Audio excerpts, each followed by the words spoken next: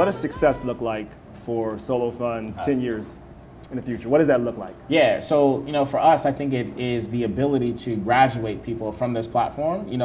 Fortunately, but unfortunately, we're dealing with a demographic that we will never run out of. There will always be people who need access to small dollar capital. Right. So it does us no disservice to take you from where you are today and get you to a better place financially, so where you actually don't need to borrow from Solo anymore.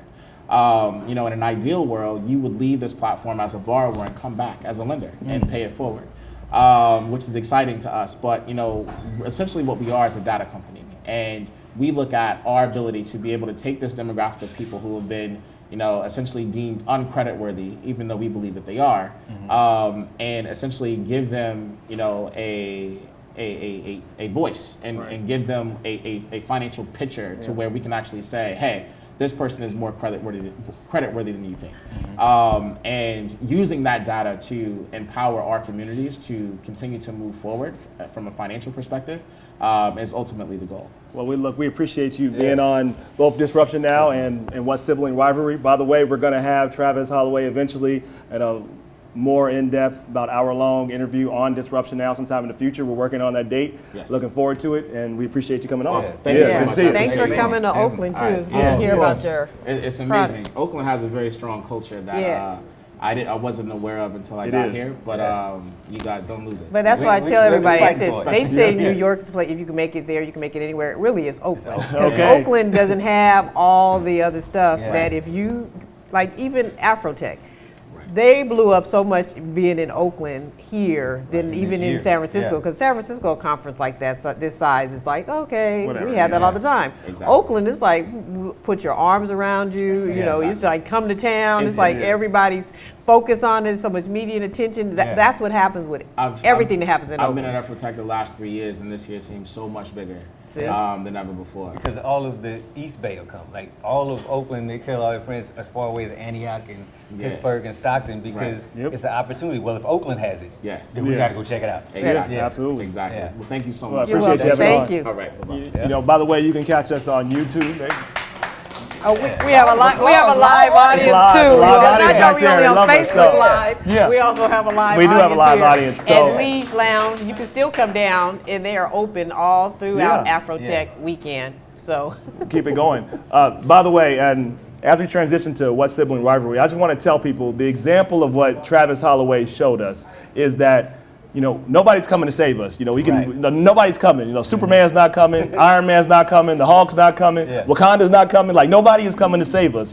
We have to save ourselves. We have to create these platforms. We have to create these opportunities, because it's not going to happen any other way. Right. So I think that's one example. But there are more than one Travis Holloway. He can do it. Others can do it too. And we just got to get past this mindset. We got to get past the fear, and we have to change how we go about these problems and change our perspectives, and I know we can. So. Also, we'll re-air on our podcast. Yes. On What Sibling Rivalry podcast is on Apple Podcasts and Spotify, but also on our YouTube. You'll be able to see it again. If you're having a hard time hearing it on Facebook Live, you'll be able to air it again, and then it'll be on Disruption Now. You can go to disruptionnow.com. It'll be on YouTube. Anywhere you listen to podcasts, we are available. Please subscribe.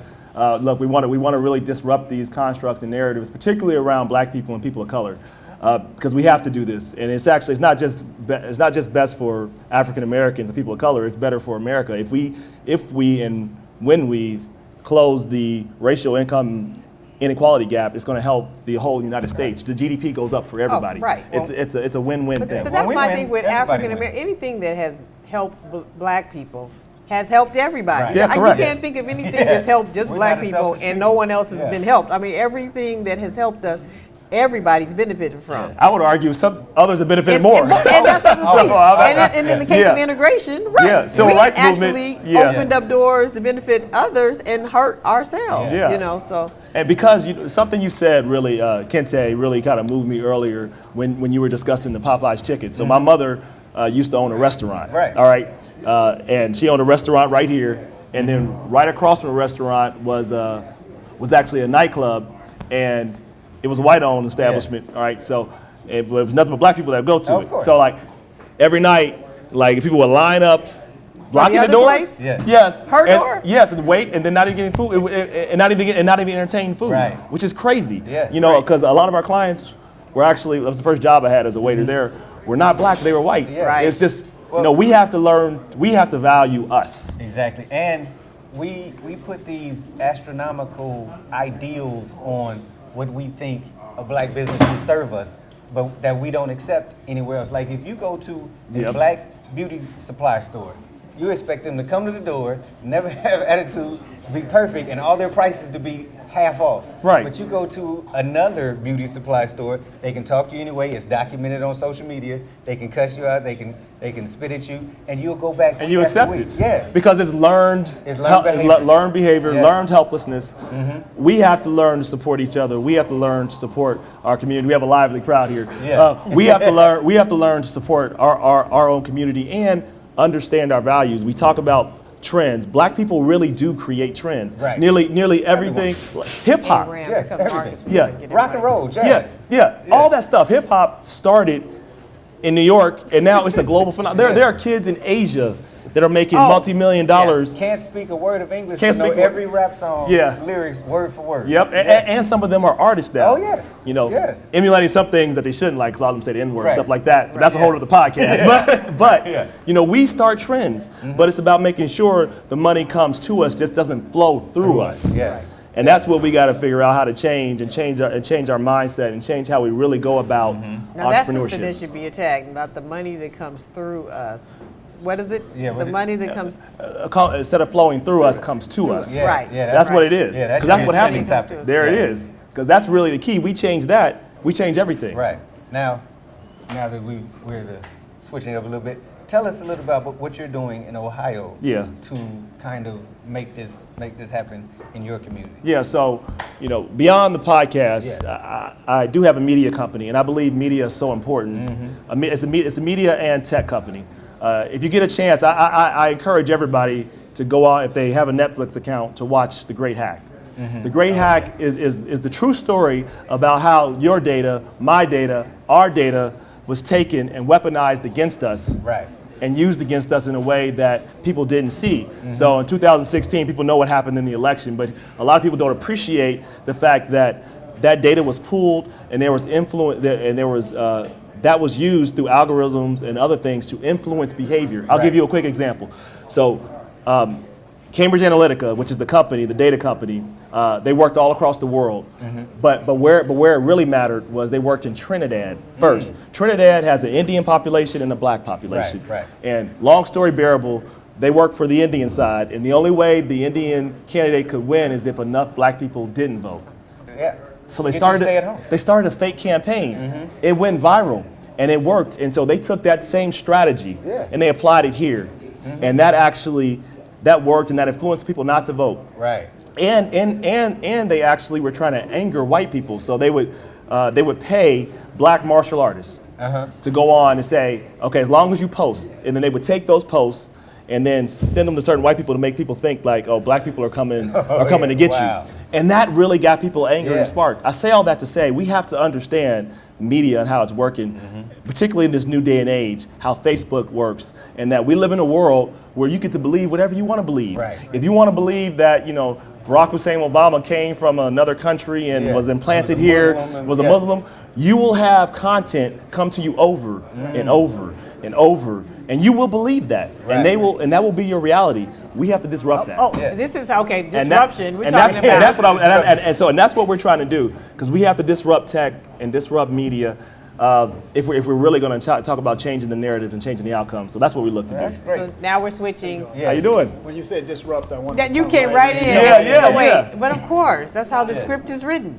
So our next guest is Marcus King, he's from Oakland as well. Oakland's own. Oakland native, also a Fremont award-winning executive producer. He produced the film Ray, Jamie Foxx Show, done great stuff in entertainment, put Oakland on the map in ways we hadn't been on the map before. Always thinks about Oakland, but now he's moving his expertise into tech. And we want to talk about that because we're talking about how artists and people who have passion aren't monetizing their content. And so Marcus is going to talk to us about a concept called iStar, which will help people start monetizing it. So this will be one of the last few shows you'll see on us for YouTube because of that reason. Because once you put your content on YouTube and Facebook, you actually compromise your ability to control it. You now have shared it with the entity that could use your content and actually monetize it for their benefit and not give you anything from it. So she hit y'all with breaking news right there. We're moving on. So what's Sibling Rivalry? You know, we were talking about all things Oakland, but we're also about entrepreneurship and also, since it's Afrotech, is tech, Black entrepreneurship, and also cultivating that in the next generation. Yeah, so Marcus, you're like all of that. You're like Black entrepreneurship and tech all rolled into one. So I want to ask, I never asked you this, and I know you for years. How did you get into you started as an entertainment manager. What drove you to that? I really was a concert promoter. I really was producing my own shows, my own live shows.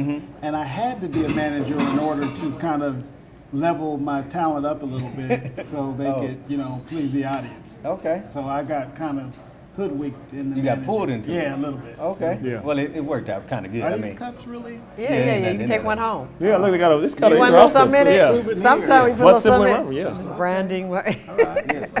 I thought it was like, You didn't call ahead with your order. So Yeah, right. and the bar is like, it's like you're on an island. Yeah. And you see land right there because the bar is right there, but Right. you can't reach it. You But gotta, I'm sorry, you go gotta ahead. use your tech to text somebody over And there. automatically have the water. Marcus King is in the building. Take my, that's my So idea you're right paying creators.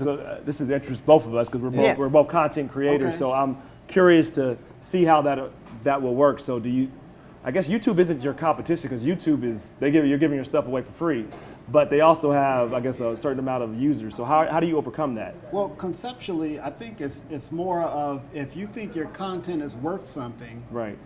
should the people that really want to follow you and like you and love your content, should they pay for it? And it's a nominal fee. Our platform is $1.99, so it's Right. palatable for the audience.